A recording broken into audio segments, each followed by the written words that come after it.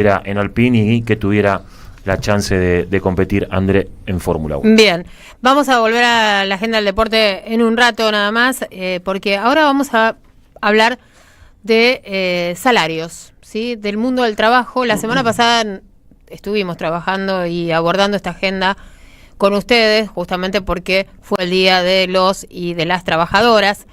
Y tenemos mucha información y muchas preguntas al respecto, ¿no? Porque lo que estamos viendo es que los salarios están estancados, ¿sí? Están perdiendo poder adquisitivo y lo que pasa en la vida cotidiana es que los salarios están fijos, pero los precios de los alimentos y de los productos de primera necesidad, los servicios siguen aumentando.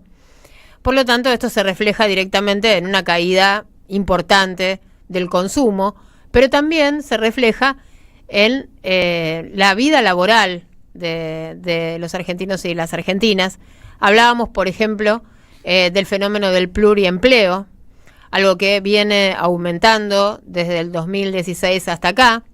Personas que trabajan más de 16 horas diarias para poder hacer frente a los gastos que tiene una familia en este país y en este contexto. Vamos a hablar de estos temas con Matías Maito. Él es director del Centro de Estudios sobre el Trabajo y el Desarrollo en la Universidad Nacional de San Martín. Matías, bienvenido. Andrea Recupero, Víctor Mastrangelo y Walter Pedraza, te saludamos en la 530. ¿Qué tal? Buenas tardes, ¿cómo están? Muchas gracias por atendernos. No, por favor. Bueno, un poco estaba haciendo una breve introducción al tema del salario y al tema de qué está pasando, ¿no? Y qué le pasa a los trabajadores y a las trabajadoras en la Argentina.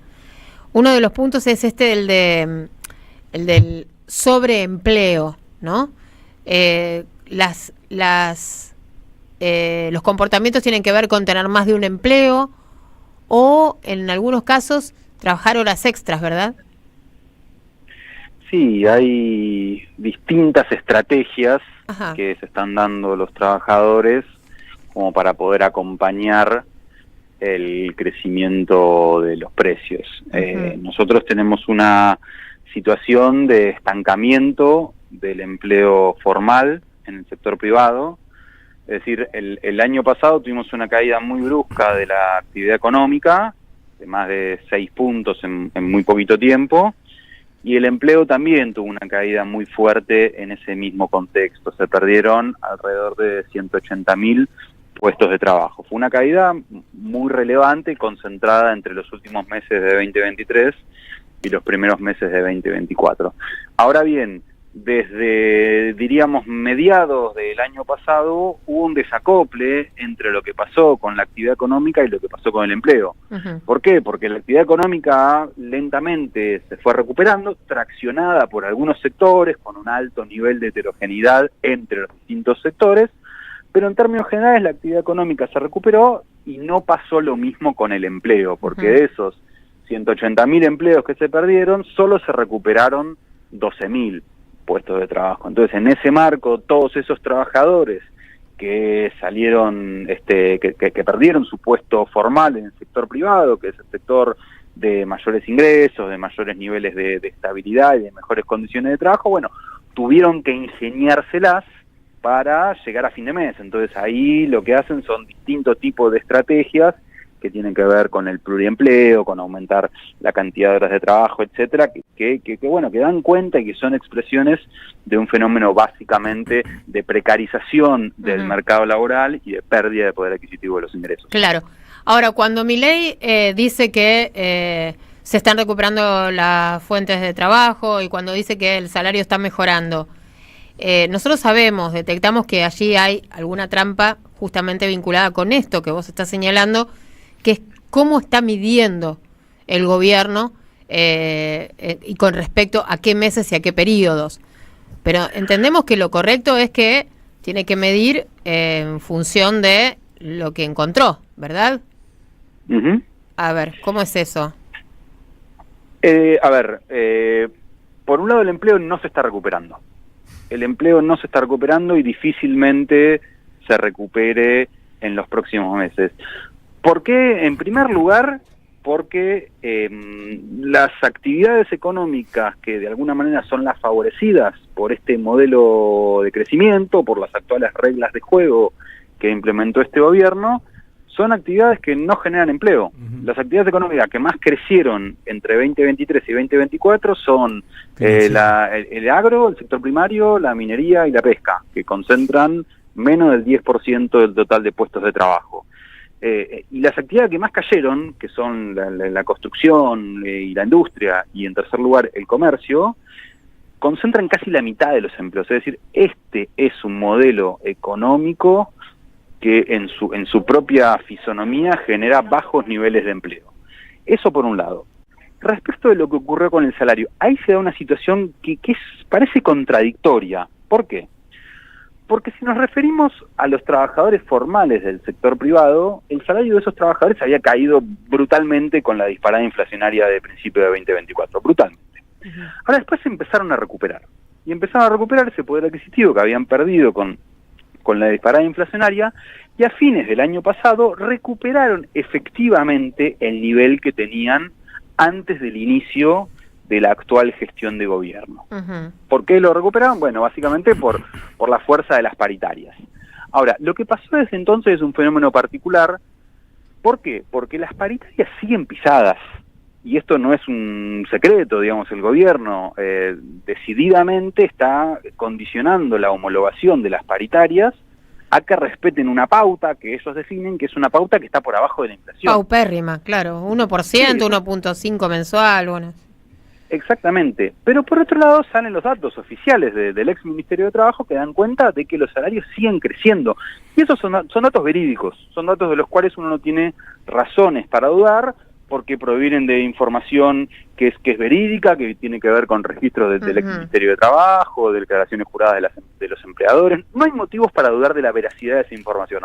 Ahora, lo que es importante es interpretar correctamente esa información. Sí. ¿Y cómo podemos entender ese aumento de salarios con paritarias pisadas? Bueno, ese aumento de salarios con paritarias pisadas tiene que ver con que lo que está aumentando no es cuánto le pagan a cada trabajador por cada hora que trabaja, porque eso básicamente es lo que se define en paritarias, eso es el salario de convenio, sino que lo que está aumentando es la cantidad de horas que está trabajando cada trabajador. Es decir, ese aumento del salario de bolsillo no tiene que ver con que aumenta el valor de su trabajo, sino con que aumentan las horas que está trabajando cada trabajador. Es decir, son horas extras. Exactamente, son horas extras. Y esto también es parte de la situación que está viviendo el empleo. ¿Por qué? ¿Por qué están creciendo las horas extras en este contexto? ¿Alcanza el salario? En realidad, yo creo que la principal razón por la que están creciendo las horas extras en este contexto es porque los empleadores, frente a las necesidades de la producción, y en un contexto que ellos perciben como de cierta inestabilidad, como de cierta incertidumbre, de muchos interrogantes en el futuro inmediato que no se despejan, prefieren, antes que tomar el compromiso de sumar un nuevo trabajador a sus plantillas, con todo lo que eso implica, prefieren que los trabajadores que ya tienen contratados hagan horas extras y cumplan y cubran esas necesidades de esta manera. Entonces, ese aumento de salarios vía horas extras es la contracara de un empleo que no arranca, de un empleo que está estancado, y además me parece que también es una situación riesgosa para los propios salarios. ¿Por qué? Porque las horas extras es un componente que hoy lo tienen cuando la actividad tiene cierto dinamismo, pero cuando la actividad interrumpe esa tendencia y cuando empieza al panorama a aparecer un poco menos claro, va a ser el primer componente que se caiga. Entonces es un aumento que rápidamente puede revertirse si la coyuntura se torna un poco más brumosa, digamos. ¿Qué tal, Matías? ¿Cómo estás? Víctor Mastrangelo te saluda. ¿Qué tal, Víctor? Matías, vos decías recién, y también estaba en un informe que ustedes habían elaborado en su momento, que durante el gobierno de Javier Milei se perdieron por lo menos 180.000 puestos de trabajo, y con la aplicación del índice predictivo de empleo que ustedes desarrollaron en la USAM, decían que para el primer semestre de 2026 recién se podría volver a recuperar su empleo, es decir, volver a los niveles de empleo previos a 2023. Hoy, transcurridos unos meses de cuando hicieron ese informe, ¿sostienen esta predicción de que para 2026 este gobierno va a ser capaz de crear 200.000 puestos de trabajo, aunque sean más precarios, o ya no? Hoy el panorama, a ver, lo que está pasando con el empleo desde los últimos meses del año pasado, es que dejó de caer, pero está teniendo oscilaciones cercanas a cero. Esa predicción se correspondía con un momento en que el empleo estaba creciendo muy poquitito por mes, alrededor de 5.000 puestos de trabajo por mes. Entonces, eso a nosotros nos marcaba que la continuidad de esa tendencia que veíamos para fines del año pasado, una continuidad de ese crecimiento muy marginal, pero crecimiento al fin, podía dar que para principios de 2026 se recuperaran todos esos empleos que aún no se habían recuperado. Ahora, ¿qué es lo que estuvo pasando desde fines del año pasado y a principios de este? Esas oscilaciones del empleo siguen estando en torno de cero, es decir, siguen siendo cercanas al valor cero, pero en lugar de ser de signo positivo, es decir, en lugar de marcar un crecimiento muy marginal, lo que marcan es una caída muy leve, pero una caída al fin. Entonces, si se mantienen esta tendencia, esta misma dinámica del empleo, en realidad no vamos a poder recuperar esos puestos de trabajo que se perdieron, porque lo que vamos a ver es un lento goteo y una continuidad de esa tendencia contractiva que estuvimos viendo durante los primeros meses de 2025. Y las actividades, digamos, que generan mayor cantidad de empleo, por más que sean precarios en algunos casos, ¿no las ven ustedes a un futuro cercano con una dinámica capaz de empezar a generar crecimiento? No, a ver, nosotros, digamos, con estos datos nos referimos al sector formal, al sector privado formal. O lo que siempre ocurre es cuando el sector privado formal no genera empleo, lo que terminan creciendo son las ocupaciones precarias, lo que termina creciendo es el empleo informal, el trabajo por cuenta propia, lo conocido como las changas o los trabajos eventuales. Entonces, en general, esos son lo que en la jerga se conoce como el empleo refugio. Ese tipo de empleos o de inserciones laborales a donde se van a refugiar los trabajadores cuando o salen despedidos de un empleo formal de mayor calidad o no pueden encontrar un empleo de esas características. Claro. Pero lo que no se está dando también la sustitución de en lo que son las empresas formales, no el changa, el que trata de sobrevivir por sí mismo, que lo que están haciendo es de alguna manera sustituir empleados formales al estilo tradicional, llamémosle, por monotributistas, que eso de alguna manera precariza el trabajo, porque se pierden derechos. Eso efectivamente es una expresión de la precarización, pero lo que en mayor medida nosotros estamos viendo es empresas que reducen su dotación de trabajadores, y esos mismos trabajadores tienen que irse o a otras empresas que los contratan en negro, o a pequeños comercios, o tienen que encontrarse ellos su propia manera de generar ingresos, con alguna changa, algún trabajo eventual, alguna plataforma, claro. Alguna plataforma, exacto, lo que se conoce como el trabajo por cuenta propia. Bien, estamos hablando con Matías Maito, director del Centro de Estudios sobre el Trabajo y el Desarrollo de la UNSAM, la Universidad Nacional de San Martín. Matías, ustedes trabajan con muchas estadísticas, con muchos cuantifican, y nos estás explicando y dando unos datos también de qué está pasando, ¿no? Por qué los números son muy esclarecedores, por qué los números están siendo publicitados como un repunte, y bueno, ahí lo que estamos viendo es que no hay una mejora salarial, sino que los mismos laburantes están laburando más y están cobrando más por el tema de las horas extras. Datazo. Ahora, con toda la información que ustedes manejan, ¿cómo definirías este momento de la Argentina y la agenda laboral? Antes dijiste que el empleo no se está recuperando. ¿Estamos igual que en noviembre del 2023? ¿Estamos peor? ¿Estamos mejor? Porque bueno, nosotros tenemos con nuestro termómetro subjetivo, pero vos tenés toda la data. Estamos en un contexto donde tendencias estructurales de nuestro país que no son actuales, sino que son de las últimas, uno podría decir, 4 o 5 décadas, en las cuales nuestro país ha ido precarizando y fragmentando su mercado laboral de manera creciente y sostenida, con apenas algunos periodos de paréntesis en estas últimas 5 décadas. Esas tendencias en este contexto actual se están acentuando, porque de vuelta lo que vemos es cómo se destruye empleo de calidad y cómo en su lugar crecen los empleos más precarios, más inestables y de menores ingresos. Informalidad, o sea, que este es un modelo que nos está llevando claramente a la informalidad, a la acumulación de trabajos mal pagos, ¿no?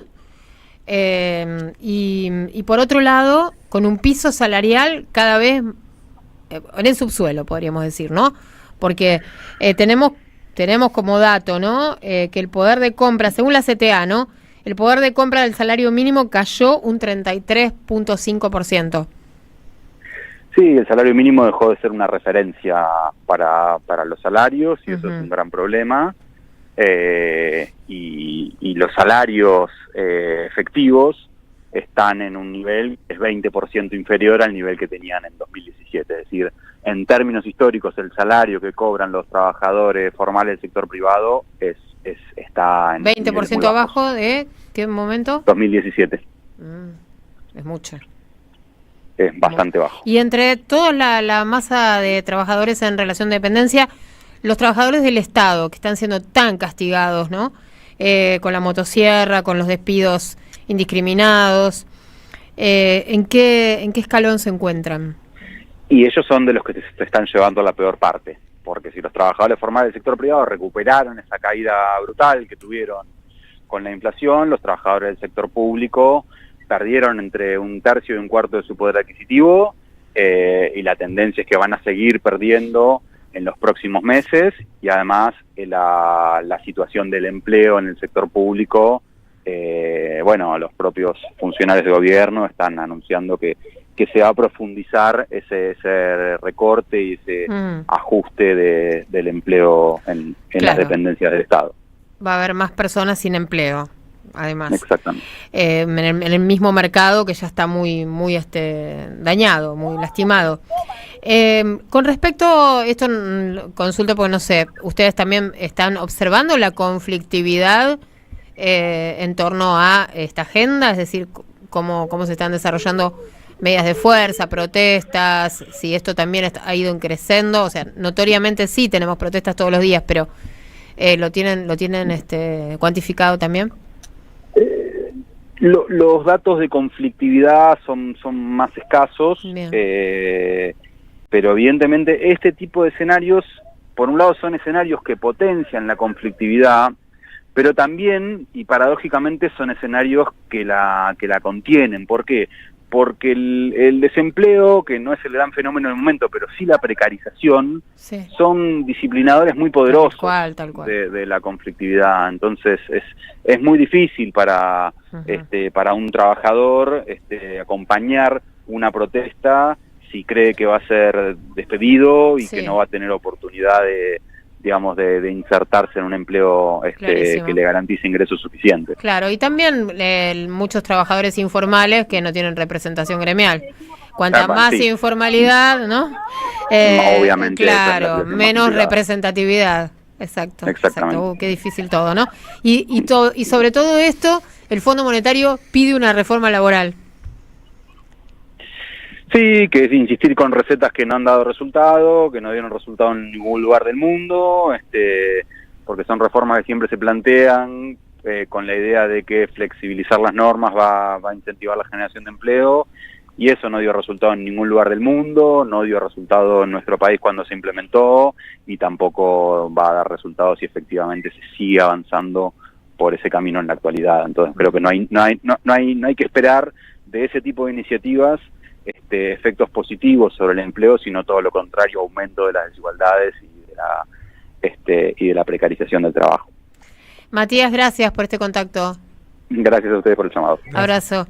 Matías Maito, director del Centro de Estudios sobre el Trabajo y el Desarrollo en la UNSAM. Bueno, muy interesante todo lo que nos ha dejado. Muy interesante. Claro.